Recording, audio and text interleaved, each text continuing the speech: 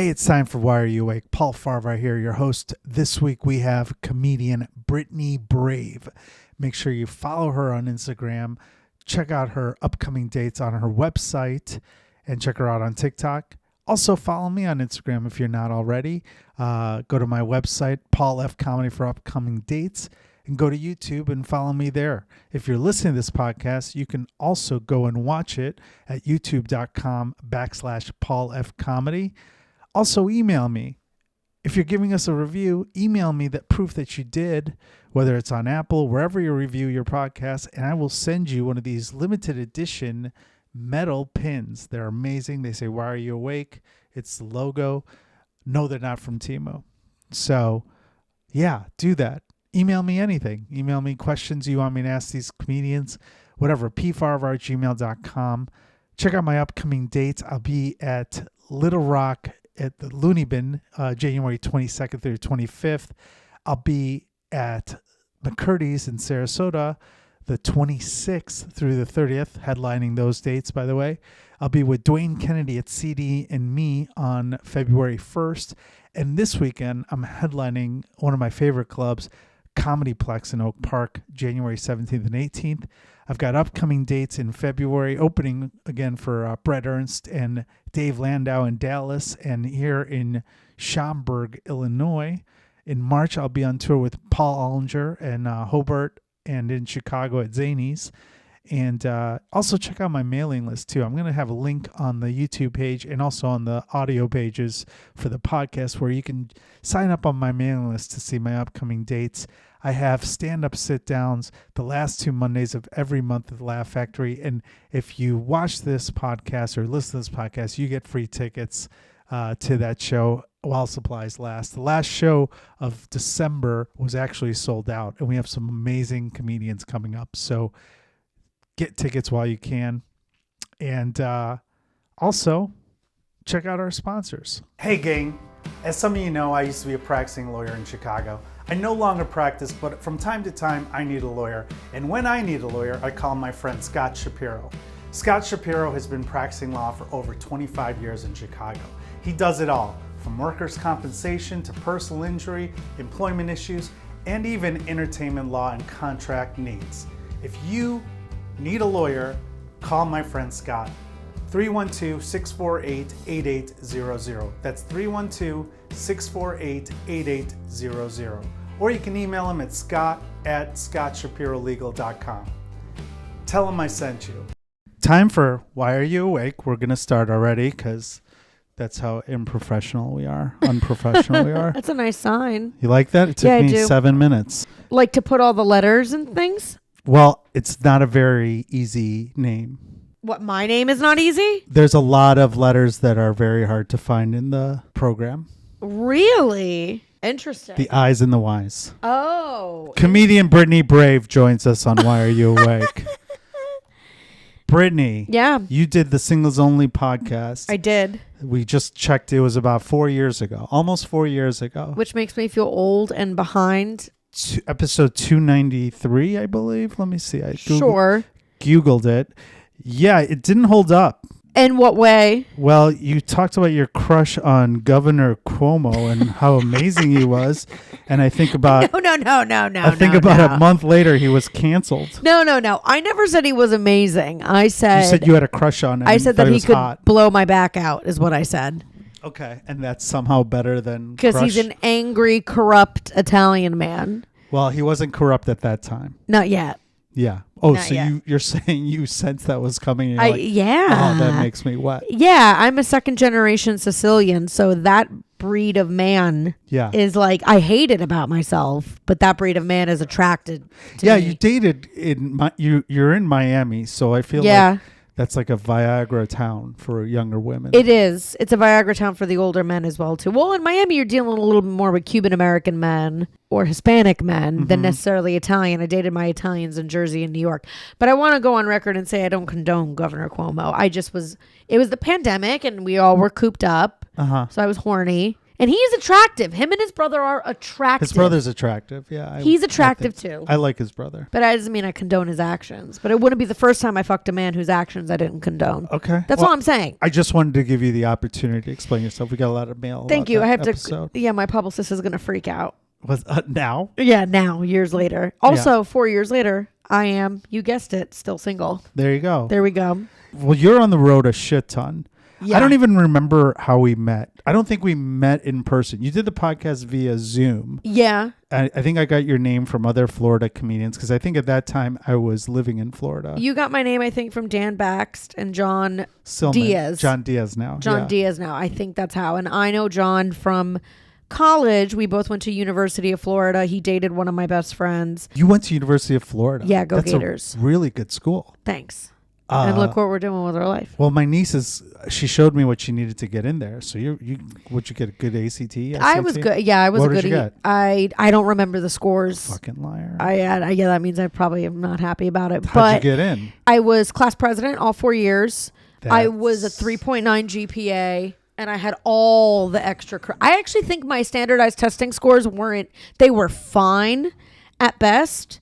But I think I got into UF because of all the extracurriculars and bells and whistles. And the funny part is I didn't care to go to any of the Florida schools. I didn't care. I wanted to get the fuck out immediately. So I applied to like Boston University, Rutgers, NYU, Columbia. I got in, but I couldn't. They weren't generous at all with the money. Mm-hmm. So then I applied. Florida, you get the program where you get Bright Futures. Bright Futures. Yeah. Right. So if you got decent grades and they pay for 75% or 100% of your, and which is crazy that we're all still that dumb and Republican despite having literally next to free education given to us. It's not good. I think that's probably why, but okay. It's too easy. Yeah. They're letting anybody in. Sure. Yeah. And the ironic part is all my friends were really obsessed with University of Florida and I didn't give a fuck. Mm-hmm. I only applied. Yeah, all the kids are. All the kids are. Still. I know. It's like the Ivy League of the South, which is hilarious. It's not that good of a school. It's real. I looked at the numbers. You have to be, I mean, you did it the way because you were like the nerdy Reese Witherspoon and election girl. You were in all the clubs. Yeah. And you got in, which is great. Yeah. But they like the overachiever. I did have the good grades and they liked the overachiever. That's what they liked. But it was really funny because I only applied by default. I was like, I guess I should pick a Florida school. And the only one I applied to was the most competitive. And then when I got in, my friends wanted to fucking murder me. Really? Yeah. Well, they were like, are you kidding? Because they didn't get in. And they were like, you didn't even care to go to University of Florida. So they went to like University of Tampa. Or they went to like FSU, which is just embarrassing, to be honest. It's really bad. FSU gets all of our spillover. Shout out to the Seminoles. Yeah. What were you like in high school? Were you like a partying girl or were you kind of a nerd? I partied a little bit. Well, you're in Miami, so I think you get cocaine in like your bar mitzvah. Is that how it works? Yeah, 13? In like middle school, it's a food group basically. Yeah. But I did party. But I was still very cooped up and still very much so a goody two shoes. Mm-hmm. And it was all about getting into a good college. I wanted so bad to be the cool party kid, but I was like the cool party kid who would like take a shot and then be like, I'm having fun, and then go to the bathroom and have a panic attack that I was roofied or too drunk. Right. So I couldn't shake it. Okay. I'm still like that to this day. Anxious, right. Yeah. So I wanted to be cooler than what I was in high school. Were there cliques in your school? Was it like a big enough school where you're like, okay. And what was your clique then? I was in all of them. That's the thing. That's how I got elected. That's how all comedians I feel are. Yeah. Yeah. Like I was chameleon comedians. I was a little bit of theater kid, but I was also on the dance team. And then like, okay, I did class president, so I was with those nerds. And then like I fucked with the athletes. Like I wasn't an athlete, but I was like, okay, I can get along with the athletes. I got along with the queer weirdos. I got along with the chongas a little bit. What's the chongas? Oh, they're amazing. Like chongas are like a very specific brand of aggressive Miami girl. Latina? Usually Latina, though I'm a white girl and I had chonga tendencies. Chonga, what were the tendencies? Drawn in eyebrows, you got that. Drawn in eyebrows. Hair gel, too much hair gel, too many hair products, long nails, hoop earrings. Oh, yeah. In terms of demeanor, usually ready to fight whenever. Jersey. I think so I'm not Hispanic, but I'm a chonga because I'm an Italian from Jersey. Fair. I don't think it's limited to Latinas. Well, you say you're from Jersey, but you went to high school in Miami. Miami. Okay. So you grew up Jersey, New York when you were a kid? Yeah, when I was a baby. And then I Okay. grew up, like the formative years were in Miami. Okay. But I hated Miami. I always wanted to be in Jersey. I always wanted to be with, my family was in New York and New Jersey. And I always was like, get me the fuck out of Florida. I hated it. And I Yeah. wanted to go be with them.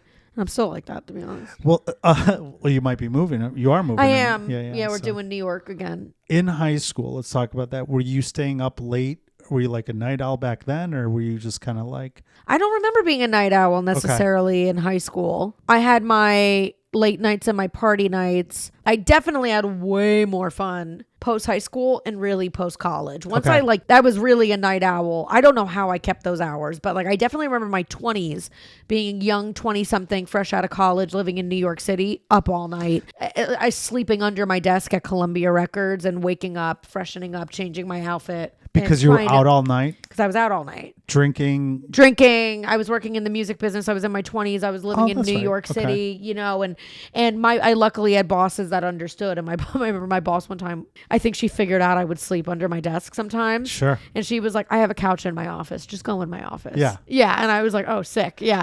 No, my insomnia came as an adult and for bad reasons. What'd you major in? I started in political science, which I did that for like a year, which is, I almost went down your path. I thought I wanted to be a lawyer. Mm-hmm. You see all the degrees back there? I do. No big deal. I do Political know, but you're science is up there too. it's undeniable how much smarter you are than me. It's I like, just right. want to make that clear. My chair is a little higher too to make sure you know who's Well, the you're boss. also taller as well too. So Well, it's, I mean, everybody's taller here.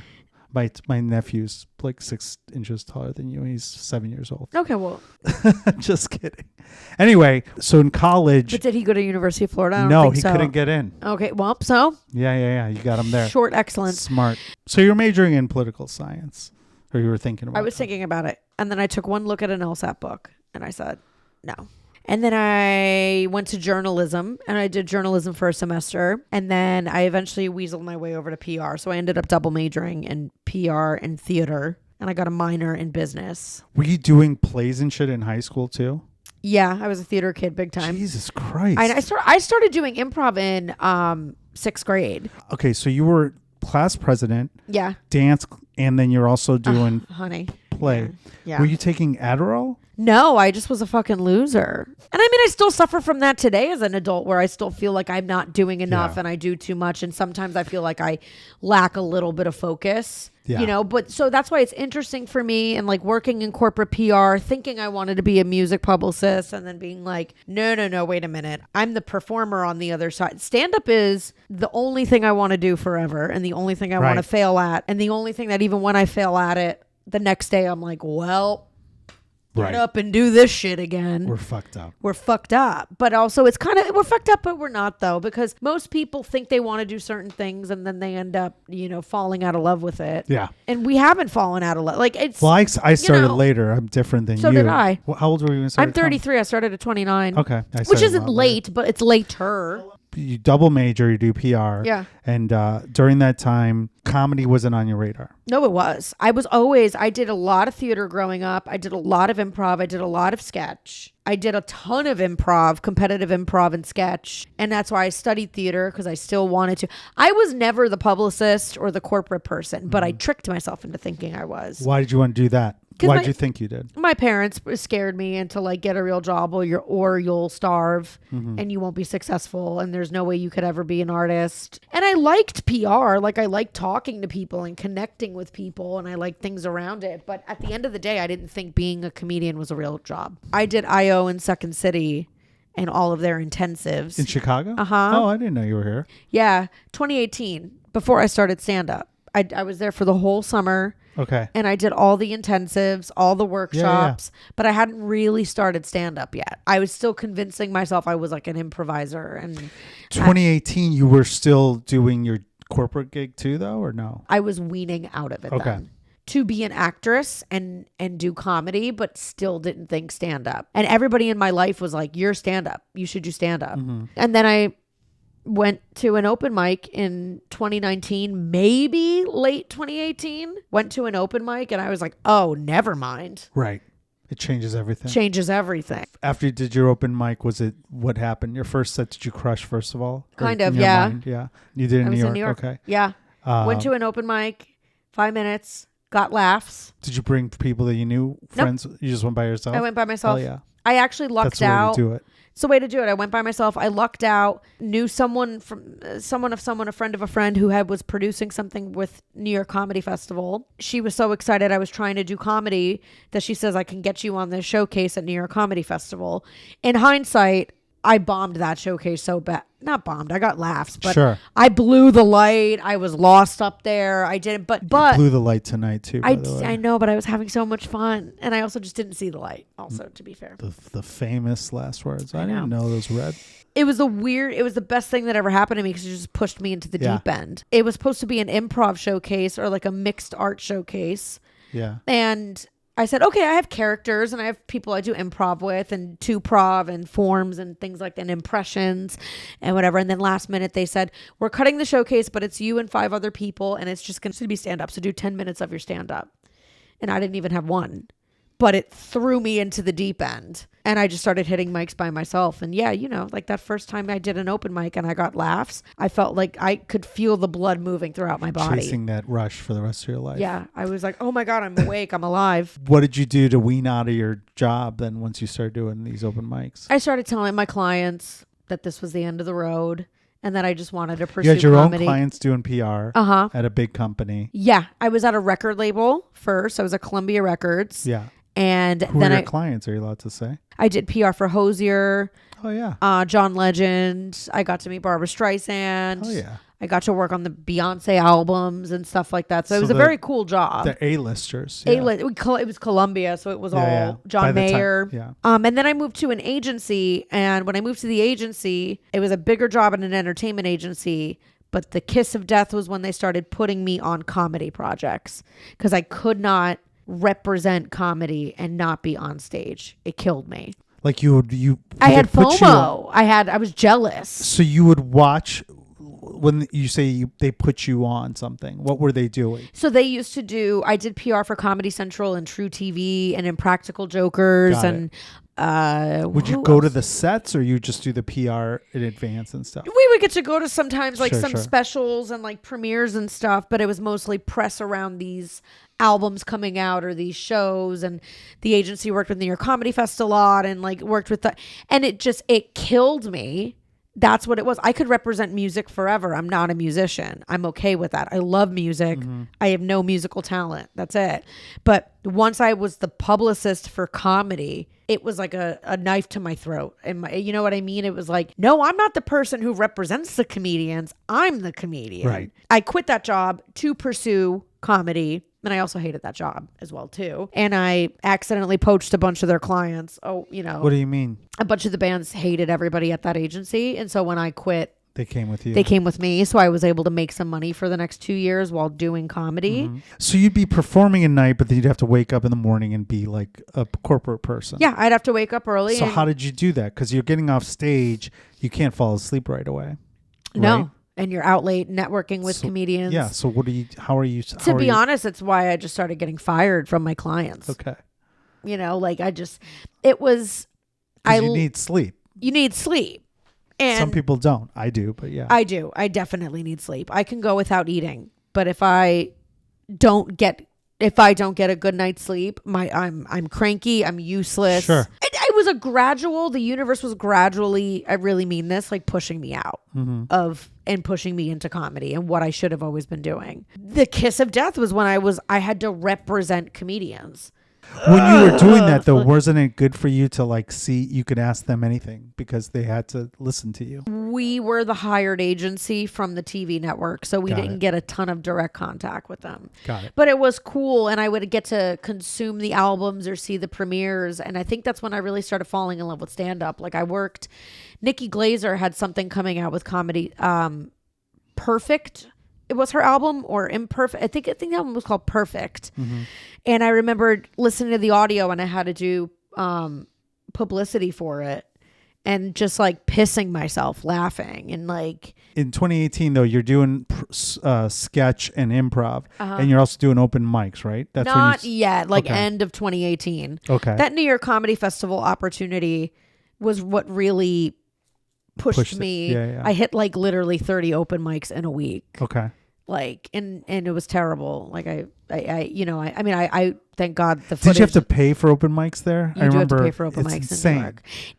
I mean, I get it, but like, I'm like, I just remember I went and did an open mic years ago in New York, and that I was like, really? Yeah, it is. I get it, and it is fucked. But I started implementing that in South Florida, and really? Everybody thought I was, like a fucking Nazi or like a fucking, like asshole. Like they were like, yeah, paying for an open mic. But then when I went to the Miami comedy scene, and it was so unprofessional and so bad, and the mics were hangs and. Right. The shows were so... Makes people appreciate it. It makes people appreciate it. So when I started running mics, I was like, it's $5 and an item from the bar. And then I started... Did you have real audiences too? Yeah, we would. And then I also had one other big rule for the weekly open mic, especially with Miami comics. I was like, you're not allowed to do any crowd work. Do not come at an open mic and do crowd work. But they do in Miami. That's insane. It's insane because it's a shitty comedy scene. The world has changed. That's a whole nother thing. That's a whole other thing. But it was like, I remember Sean Donnelly even tweeting one time that he had gone to a mic or he had gone to a workout room, and he tweeted like, at young comics, not trying to be a dick, but do not do crowd work on an open mic. Right. What's happening? Yeah. Like, and like, so when I ran my mic, somebody was like, you're really charging? I said, I'm charging. And if you're doing crowd work, I'll pull your mic. I was like, this is ridiculous. Everybody needs to get better. So let's go back to 2019. So you're doing 30 mics. You're doing all this shit.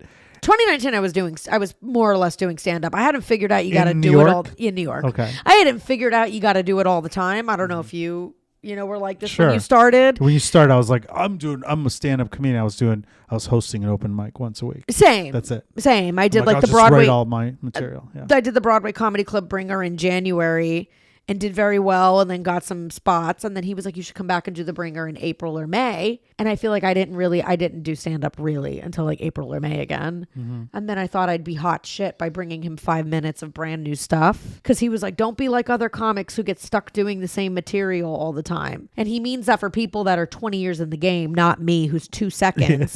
So then I bombed so badly. On 5 new minutes. On 5 new minutes. And he was like, no, I wanted to see the 5 you had 5 months ago be even better. Right. And I was like, got it. But thank God Rich Brooks, he goes, I admire that though. In my head, I was like, well, I'm doing a Bringer show. I don't want people that saw me 6 months ago to see the same set. As if they fucking remembered. As if they remember. Right. Or you ever get your friends come to see you? Like they come to see you so much in the beginning when you're not good yet. And you're like. My first big show we did at the Park West, which is lunacy. It's a huge room in Chicago. Me and a couple other comedians. We can bring people because I was a music promoter. I'm like, we know how to promote. And he was a bar promoter. And you're from here. Yeah. So we filled the room, and I had a horrible set. But in my head, I'm like crushing. Yeah. And I showed so many people that set. Now I'm like, oh my God. I had that issue with the New York Comedy Fest thing when I didn't know what the fucking light was because I was brand new. Still don't. No, I do. Because how would you? Yeah. Also, my friend was involved in the showcase, so she wasn't lighting me because she's like, it's my girl. And I was definitely on that showcase with other comics that are still working today. And I'll never live that down, that they're probably like, oh my God, this girl. How much did you go over? I went over by a lot, like probably 10 minutes. On a 10-minute set? Yeah. But my best friend was like one of the producers. But I like literally just ran into a comic that was on that showcase. And he was at Zany's and we were both in the green room 2 nights ago. And I feel like he never will see me differently. That's a first impression. He'll never see me differently. You'll always remember that. I get it, but it's also like people work hard and learn and figure it out, and stand up. There aren't any resources in stand up. You have to seek podcasts out and have conversations with people and yeah, we get trained on the job. I get it. You don't get trained. So I'm up there like just excited to be doing it. But we don't know that stuff back then. You don't know it. I mean, I just bombed an industry showcase in Atlanta, and I'm like hoping I can recover from it because then you're crushing it. You're on the road. Every time I see you, you've gotten better. I remember the first time I saw you, you were good. Then the second time I saw you, you were crushing. Yeah. And now you're undeniable. So thank you. It's great. I appreciate that. So now you're touring. we've had the luxury of being in the same city. I remember in Arizona, we were together. You did my show. I did your show. It was great. What are you doing after your shows in those situations? Like when you're on the road? Because you're a single girl. You're traveling by yourself some of these times? All the time. Almost all the time. Okay. I've started to bring friends on the road just for my own sanity. I'm not a social person, like, when it comes to that. Like, I like being by myself after the show, especially when I'm headlining. Are you drinking? I do drink. Okay. Yeah, I drink. That's all I really do. I would much rather have a solo martini or two by myself than like go out, because that's exhausting to me. Okay. Like the hang is exhausting. So if I really want to decompress after a headline set, I want to have that drink by myself. Yeah. Listen back to my set. You're listening to your sets the same night? Usually. Oh, God, you're a lunatic. Yeah. I have the martini and a meal and I plug in and I listen to my set. Are you listening because something you remembered, something happened, or are you listening because that's what your process I usually is? come back to it. I just listen for the process, but I usually come back to it. Sometimes I like to replay good moments. But also, throughout an hour, you might not always have a perfectly great moment. So then it's also interesting to be like, I don't know. I feel like it's fresh. Like after the set. A lot of people say that. Yeah. It's fresh and you're eating and I'm having a drink and I'm like, well, you should have said truck, not car. You shouldn't have done the mom bit, then this bit and whatever, whereas it starts to wear off once you like get a good night's sleep. That's interesting. Yeah, but that's me. Some people need time in between. A lot of people do that. That's advice that I've tried to take, but I feel like after a show, especially if you're headlining, the last thing I want to do is hear. I get it. My set. I get it. I like listening to it. Even if it didn't go well, I like listening to it right after. Yeah. Because sometimes it's worse than what you thought it was, and sometimes it's better than what you thought it was. It's never as bad as you think. It's never as bad as you think. I had a heckler moment where I still haven't really... it happened in August. I still haven't fully watched it because it was so like annoying. I don't think you should watch it. I'm making a clip out of it because it's a really good clip. Oh, well, that's different. But I'm saying I don't it. think you should watch it. I think it's masochistic. Yeah. And I usually am the masochist in this scenario. Fair. And I'm like, listen to it. Sit there and listen to it. Listen to how bad it was, Brittany. Yeah. And don't let it happen again and whatever. It's almost better when you don't give a shit. You have to not give a shit, but you have to put work into not giving a shit. That's an entirely separate muscle. You have to give a shit about working on getting good at not giving a shit. I didn't do this one, but someone else did it. Al Madrigal was hosting it. And he told people, none of this matters. He kept telling people, you guys, it doesn't matter. And I didn't realize it at the time. I was like, why was he saying that? What an asshole. But like he was trying to get everyone to chill the fuck out because he probably felt the tension in the room. Oh, see, and like Laughing Skull did the very opposite with us. Like they were like, this is a big deal. We're going to cut your mic if you're 30 seconds over your time. And I was like, the whole thing, it like changed my brain chemistry because the next day I was not in good shape mentally. Yeah. I wasn't good about this for like a month after. Almost a month later, I got Comics to Watch at New York Comedy Festival, also an industry showcase. Yeah. Way better show. Like sold out Friday night at the stand. While there was a lot of industry in the room, there were also a lot of normal people in the room. A pro comic was it was so much better. Yeah. More importantly, I bombed so badly that I changed my fucking brain chemistry. So when I went into Comics to Watch, I was like, I don't give a fuck. Exactly. But it took bombing that badly to get me to the point that was like, who fucking cares? That's true. It'll go well or it won't. Can't get worse than what it was last month. Fucking YOLO. And I crushed because I didn't care. Yeah. But you have to work to not care. It's not that easy. Well, you have to work to not care, or you have to bomb so bad that you learn from your mistake. Yeah, it's like bombing is such an important part of what we do. Bombing any shows. Like I was just telling my nephew, he's like, "What was the worst bomb you had?" I'm like, "Well, I don't know the worst one, but this one I did. It was my first time I did a college campus." Yeah. And you're like, "Oh, you learn not to do fucking sensitive shit to kids." Yeah. Oh yeah, college kids are weird about it. Yeah, but you don't know. You always hear it, but until you do it, you're like, you're not gonna know. Yeah. And it's like the corporate gig that says be clean-ish. Yeah, exactly. And then you learn the line, and then there you are. Let's talk about when, for example, when you were in Arizona, the one show you did where you headlined in Arizona, Desert Ridge Improv. What did you do in that situation after the show? Do you remember? Oh, I murdered. I loved that show. You crushed that show. Yeah. What do you do in those situations? Are you still going back and listening to your set? Yeah, I did. Oh my God. Yeah, there was a Yardbirds or a Yard House. Yard House, yeah. That was open in the plaza, and it was the only place that was open. And I went to go get a martini, sat down, and I loved my set. How did you ditch all those people? Because I remember you had like a line of fucking super fans. They were so nice. Yeah, they're great. But how did you get out of that? I don't know. I just moved through it as with a good pacing. I think that was like one of those really special sets that where like every single person comes up to you. Yeah. Which felt really cool. Like Charlotte was like that too. Like I don't think a single person had anything less than an amazing time. Right. Like so it was really cool. And I think I brought my notebook and I specifically listened to the set because I was like, you can't coast. So I'm coming off of like murdering for over an hour. Every person loved me. I sold merch. I had a really great weekend. And in my head, I was like, okay, keep writing. So I went to the bar and I just started jotting down new impressive. jokes. And I was like, okay, you crushed. That's great. But like, just, just trying to stay motivated. Cause I think it's easier to coast and get lazy when you kill. I don't know. I was just feeling really good. So I was also like mostly geeking out and replaying my set. Are you writing typically at night too? Are you writing late at night? I write all over the place. Okay. So you don't have a set pattern for it, right? I'd get the best writing done in the morning. You're waking up in the morning if you're staying up late? Yeah. What's your schedule now what's your schedule for I don't shows? really sleep in. I get up, like if I sleep until 9, that's sleeping in. Oh my God. That's fucking insane. What time are you going to bed? Whenever. Okay. I mean, I have no problem falling asleep. It's the staying asleep. I'll knock out at 10, 11, no problem. Like clockwork, I'll get up at 3 a.m. every night. And what are you doing then? Spiraling. Wide awake. I wake up like wide awake. And then you can't sleep? With a razor-like precision. And then I can't go back for 2.5 hours. What do you do during that time frame? Spiral. How do you get out of your spiral? I don't even know. I can't. I just have to, if I catch myself getting awake, I have to like pop a magnesium and go back. Okay. That's it. Because the second I will wake up and I will literally be like, I submitted the invoice 2 weeks ago and they still haven't paid. Like I'll wake up like full throttle. I'll wake up and be like, I can't believe I bombed that bad at Laughing Skull. I'll wake up and be immediately like, and I'm not in the beginning of a thought. I'm in the deep middle of a thought. Well, I'll talk to myself too. Sometimes I have to talk to myself. I have to walk around my apartment and I have to like talk myself through something.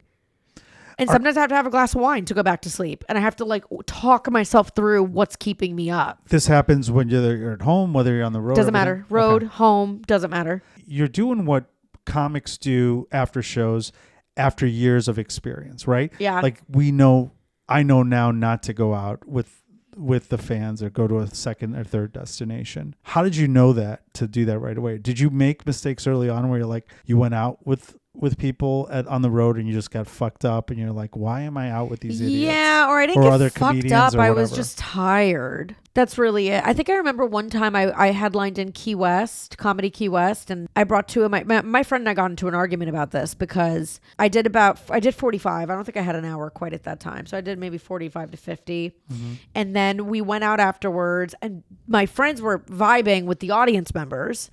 I really just wanted to hang with my friends and go get a drink and food. And a couple audience members, they were very nice, but a couple audience members came with us. And I just I was just quiet in that moment. Like I let everybody else kind of carry the conversation and I was just having a drink, quiet. And my friend was like, so you're going to be fucking on your phone all night and weird? Or are you going to like hang with the rest of us and fucking be normal? Like she was like playfully breaking my balls, but I was so overtired and I was like, I don't fucking need this right now. Like, leave me alone. I'm here. I'm just quiet, like whatever. And I think that's when I realized that I was like, I can't do the socializing after the show. Yeah. I can't do it. I got to go off and be on my own. If the people didn't come from the audience, would you been okay? If it's my best friends, probably. Yeah. But yourself? Even sometimes some of my best friends, like I'm just like, I'm going to branch off and go on my own. I didn't have a car for a period of time in Miami, and my friends would, after shows, would be like, I'll give you a ride. And I really was like last night you offered. And I think part of it is I was like, I got to just decompress a little bit. Take an Uber. I'm just going to take an Uber. I got to decompress. Which ended up being a bad decision. Which was a really bad decision. I should not have trusted it. No, I'm not good at decisions. Well, but hello. Here we are. Obviously. Have you had anything good ever happen that you were up late? No. Whether it's a hang or in New York, nothing good has ever happened? Nothing good. I don't know. I'm 33. Like once you've done the hang once, you've done every hang. Mm-hmm. I went out a lot in my 20s. Like I just feel like I know how this story ends. Like it's like forever. Like even if I'm really excited to go to the party, if you were like, it's canceled, I'm like, that's probably for the best. Yeah. Yeah. Like, I know how this is going to feel and go. It's probably how I feel about sex at this point, too. Like, I'm like, wow, what are you going to do that I haven't had done? Like, come on. Well, 30s are the good times to have sex. Wait till you get to my age where you're like, I just don't give I'm a expecting my renaissance to come back in my 40s. My 30s have been criminally slow and boring. Yeah. In the dating and sex front. So I'm expecting my second coming, if you will, to be in my 40s. How can you even date? You're on the road like more than anybody. I know. I just don't. I don't have no interest in it. Are you on the dating apps at all? No. Even? Mm-mm. Yeah. I hate them. I've always hated them. I have no interest in dating at all. I would love to have like things in rotation that are fun and easy that I can genuinely enjoy, like someone whose company I enjoy in and out of a bedroom. But like even still, I have no interest in having somebody to check in with and having somebody to call. And fighting and that emotional drainage that comes from a relationship. Energy. I have zero interest in it. Like even if I'm like sort of flirting with a guy and we're sort of dancing around a date and like the second something gets difficult or I'm done. Yeah. As it should be. I'm done. I'm like, this is fucking. You're like an adult. It's too much back and forth. He's not worth it. Shouldn't be this hard to find an hour to get a drink. This is annoying. Yeah. It's very mature. A lot of things you do. Yeah. Thank you. I've broken off friendships with people who are like, well, it's because you take forever to write back or whatever. And I'm like, well, I'm not dating you. And even if I were dating you, I'd break up with you. Yeah. You're also on a different schedule than them too. They're probably at 7:00. That's when they're like doing all their texting. You're like on stage. Yeah. People don't understand that. Or you'd haven't answered me for a couple days. Be like, great, I've done an hour on stage across the last 3 nights. I'm fucking exhausted. My brain is like, I can't intake anymore. Right. You know? The low maintenance friend is where it's so good. It's the best. Yeah. Hey, sorry I didn't call. No, don't say sorry. I don't care.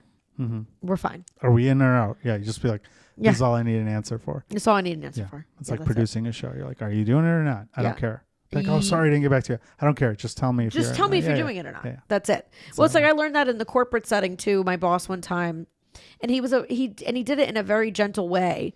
But it was like I was an executive assistant and I made a mistake, and he was the best boss ever. He was very gentle about it, but he was just like, apologies are great, but it's the fixed behavior. He was like, he goes, I don't need you to apologize for me. You're human. You're going to make a mistake. If I say it was supposed to be this and it was that, say noted for next time. He's like, you don't even need to say sorry to me. Yeah. If it was red and it was supposed to be blue, make it blue next time. That's it. As opposed to, he's like, I'm human, you're human. That's it. We spend so much time being like, I'm sorry. Yeah. Sorry. Wasted energy. It's wasted energy. Just fix it. Well, we're out of time because you have to file. I was going to say file for divorce. I do. You have to fly out. I'm flying to Aspen tomorrow morning. I still have to pack and grab some food. Where can people find out more about you and your upcoming stuff? What's the best way to get a hold of you? Brittany Brave on Instagram. Brittany Brave Comedy on TikTok. My website is brittanybrave.live. And I'm going to be back on the road in 2025. Hell yeah. Doing everything. So. Everyone asks, by the way, Brittany Brave is your real name. It's my real last name. Yeah, it's really my last name. It's such a great stage name, by the way. Brittany Brave. It like rolls off. No? No, it's corny. Everyone thinks that I chose it. Like, you're brave for doing comedy. Oh, yeah. I didn't think of it like that. As a woman, and you're so short, so brave of you to do this. Yeah. And then also having the relationship past that I have, they're like, oh, is it Brittany Brave? Oh, right. Like, you're so brave for leaving him. And I'm like, no. But it's the same way I don't think about my height. I've had comics be like, you should have more material about that. You need to address how short you are. And I'm like, people don't know because you're on stage. They don't know. Yeah. Unless you talk about it. There's comedians who I've met them in real life, and I'm like, that I used to watch as a kid, and I'm like, holy shit, you're tiny. Yeah. Yeah, that's true. We're all kind of smaller than we think. Well. Or that people think. That's existential. That is deep. It's very freeing. We're a lot smaller than we think. Fair. On that note, way to bring down the fucking room. I'm blowing the light again.